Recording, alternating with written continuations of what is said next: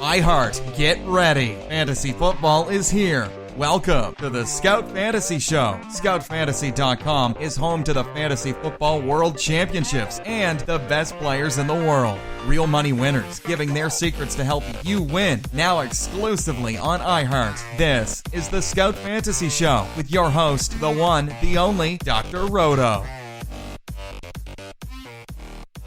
Dr. Roto for Scout Fantasy Sports, and it's time for today's podcast.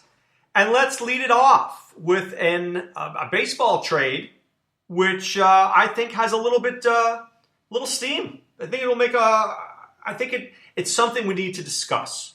Okay, so first of all, here's what happens: Sean Rodriguez is out for 3 to 5 months with a shoulder injury that he suffered in an automobile accident.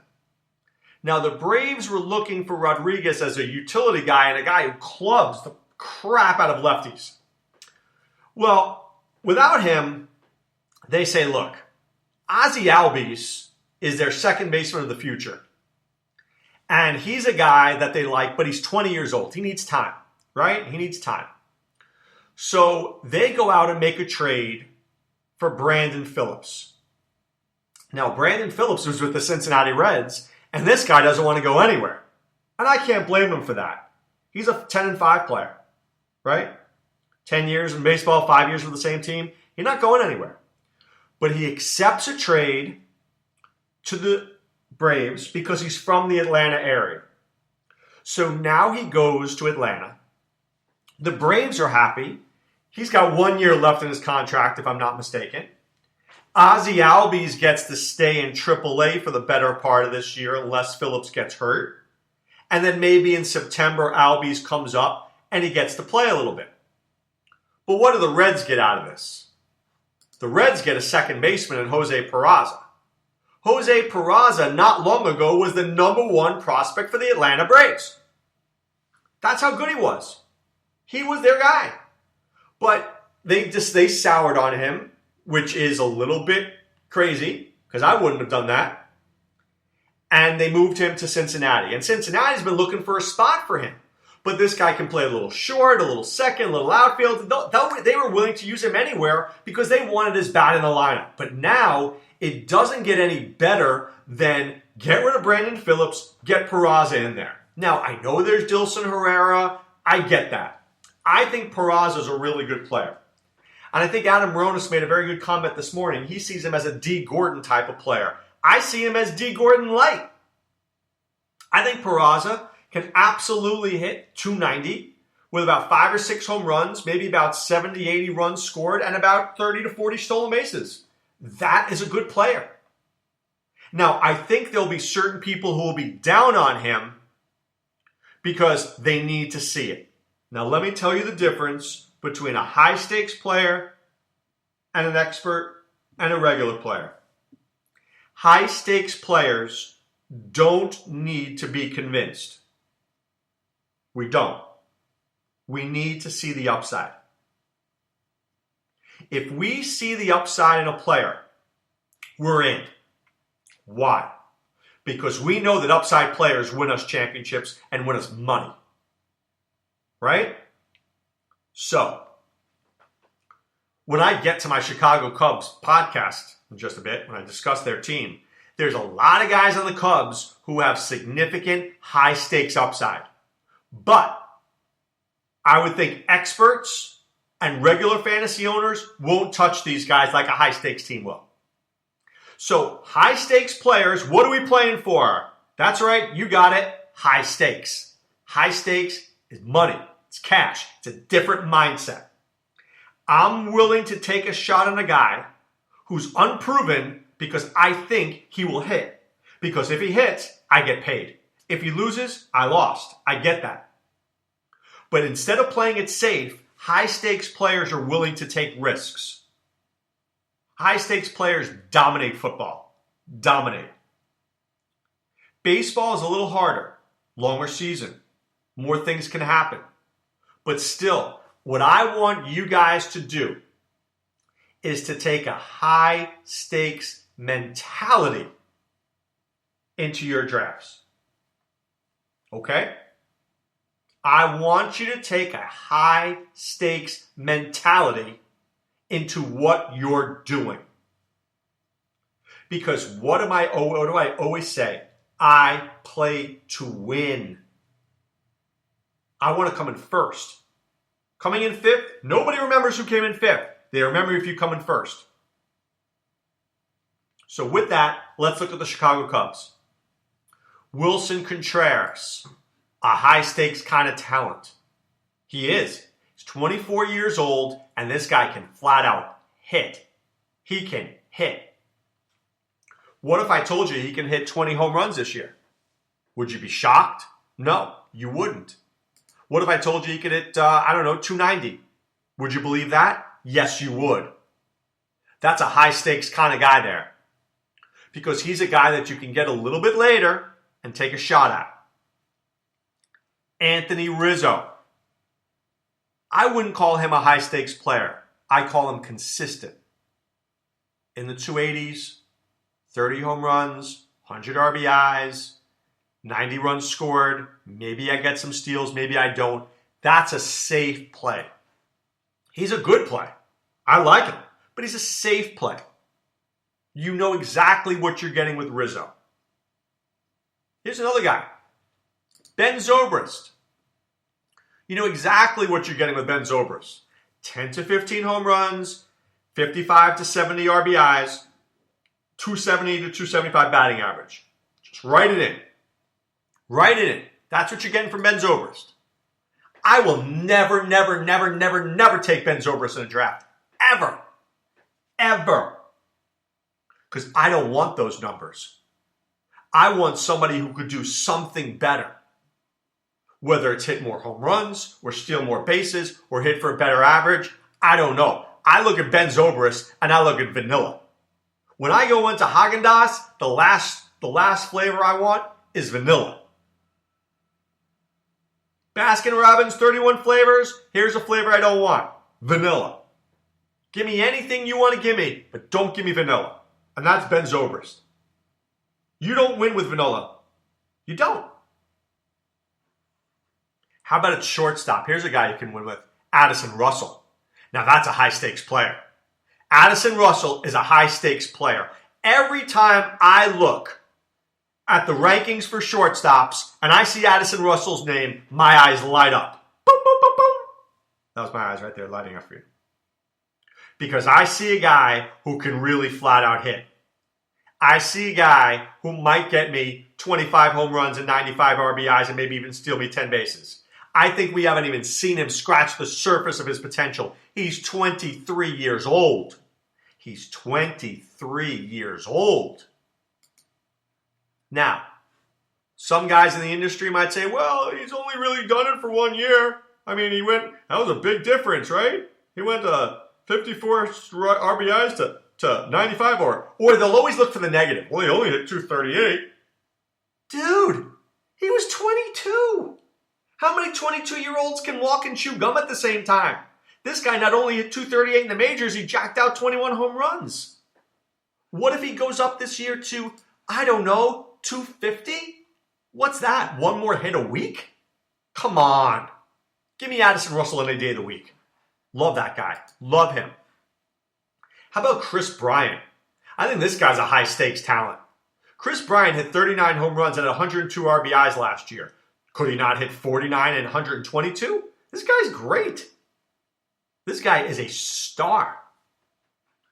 I could argue that Chris Bryant should be the third pick of a draft. If I'm picking 3 and Chris Bryant's there, I'm interested. Absolutely. This guy's got star potential written all over his forehead. So look at that. Contreras, Rizzo, Zobrist, Russell, Bryant. It's pretty good. Here's a guy I like even more. Here's a guy I like even more than Ben Zobrist. I love Javi Baez. Javi Baez is a high-stakes player for me, for sure.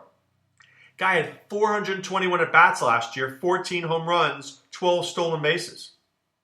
Find this guy 600 at-bats, and this guy's going to be great.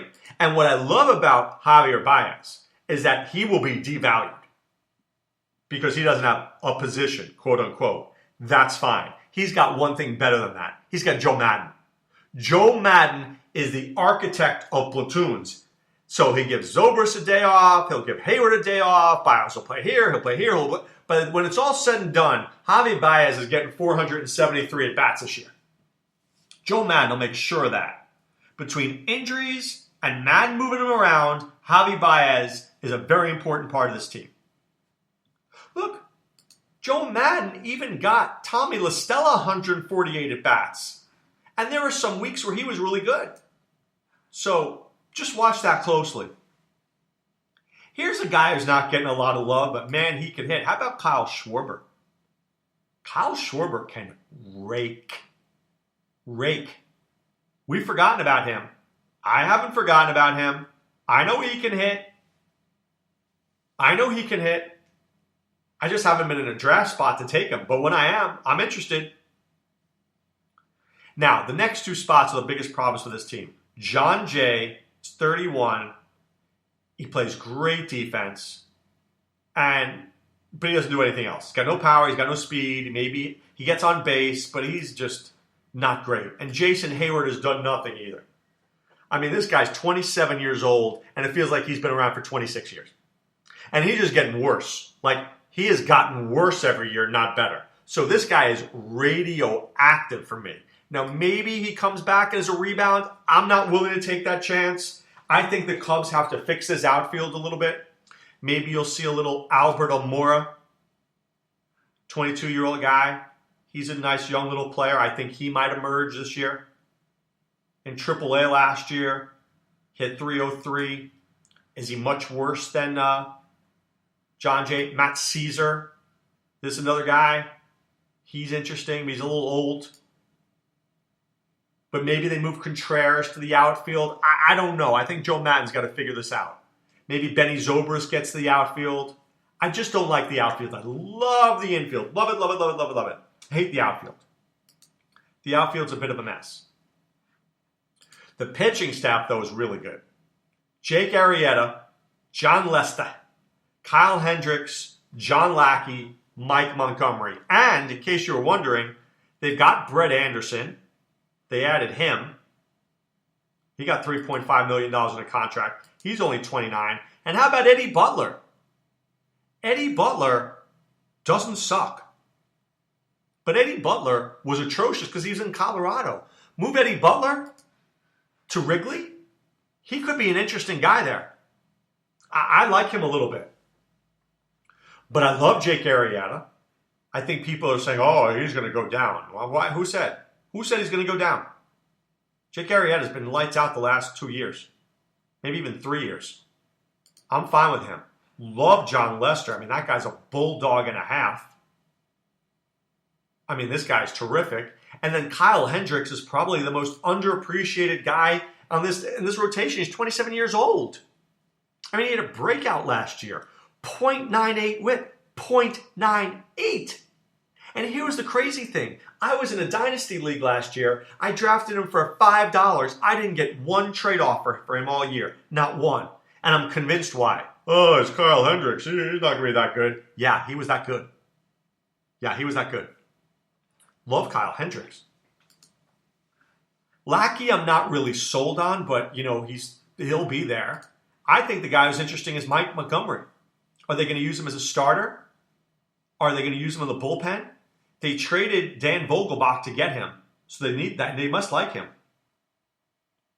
So, be interesting to see where he ends up. Watch Brett Anderson. Watch Eddie Butler. These guys all have major league experience. Watch them in the spring. The closer right now is Wade Davis. They traded Jorge Soler for him. Is he healthy? We need to see. But when he's healthy, wow. Do you remember 2015? He had an ERA of .94 and a whip of .79. I mean, that is unheard of. Unheard of numbers. So, the question is, he'll be a free agent after this year. But that's okay. Cubs will be willing to see what he can do. I like Hector Rondon. I like Carl Edwards. I like Pedro Strop. I like Koji Uehara. He's getting a little old for me. Koji's, what is he, pushing like 80? But he can still get it done in spurts. And he's got experience closing games. And they needed to cover themselves. But I like Rondon a whole lot. I think this guy doesn't get a lot of love. But this guy had 18 saves last year. So God forbid there's a problem with Wade Davis. I have no problem going to Hector Rondon. I think Hector Rondon will be just fine. So look, are the Cubs going to repeat? I can't answer that question. I think the Cubs have the pitching to repeat, but they need the bullpen to step up. They need the bullpen to step up. The starters are terrific. And they're deep. Deep starters, great infield, great catchers. Outfield is a little sketchy. Outfield and bullpen a little sketchy. But here's what you have. You've got great ownership, great leadership, great management. You have those things, you've got a shot. Will Theo Epstein make a trade? You betcha. Will Joe Madden know the right people to put in? Of course he will. That's what he does. You got to trust that. And when that happens, the Cubs will be successful. It's as simple as that. And here's what else is simple. You're joining Scout Fantasy. Go to scoutfantasy.com, enter the promo code ROTO, that's ROTO, pay for 1 month, get you 2 more for free. You get Sean Childs' team outlooks. You get my fantasy teams in a nutshell. You get Adam Ronis working hard for you. You get the NBA Optimizer. You get PGA, MMA, NHL, NBA. I don't know what else you'd want. I don't know what else you'd want. But I know what you should do. You should be a member of the Scout Army. And I need you to do that now. All right? We are back tomorrow with the South Side. Chicago White Sox, baby. Let's see what we have in store for the White Sox when we talk tomorrow. But I'm wishing you guys a great day. Be well. And take care. Thanks for listening to the Scout Fantasy Show. There's never been a better time to join the Scout Army. Visit scoutfantasy.com. Use the promo ROTO for 2 months free. And don't forget, fantasy players, please thumbs up the podcast on the iHeart app. See you next time. Go Scouts!